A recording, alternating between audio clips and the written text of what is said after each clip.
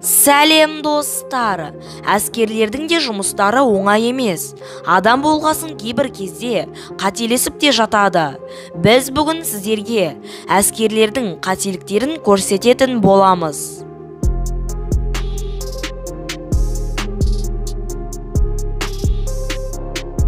Достар, видеомызды бастамас бұрын дәл қазір лайк басып, арнамызға тіркеліп, қоңыраушаны басып қоюды ұмытпаңыз. Ал біз видеомызды бастай берейік. Мына адам алғаш рет граната лақтырып, жаттығып жатқан болатын. Бірақ бір сәтте дұрыс лақтырмағандықтан граната басқа жерге түсіп жарылып кетті.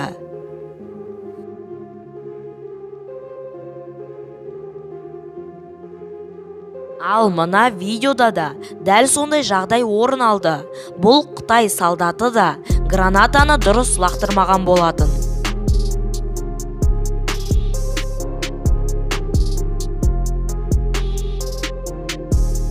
Бұл жауынгер зымыран ұшырмақ болды.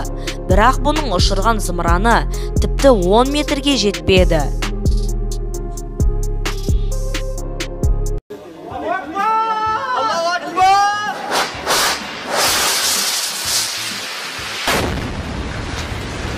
Мына видеода да ракета туралы.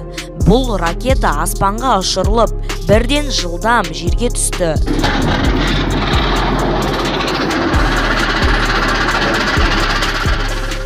Ал мына екі әскер оқ атамын деп байқамай қателік жіберіп қойды.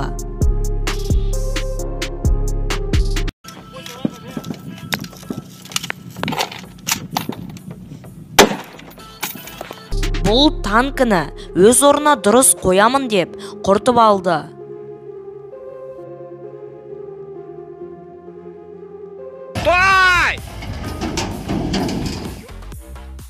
Мына танкіні де жүк көліктің үстіне шығамын деп аударылып кетті.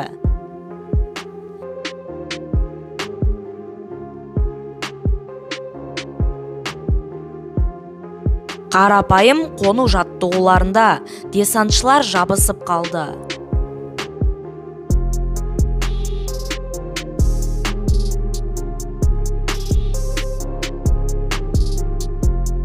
Есікті сындыру жаттығулары. Мына әскер есікті балғамен сындырып жатқанда, екіншісі аяғымен келіп сындырып тастады.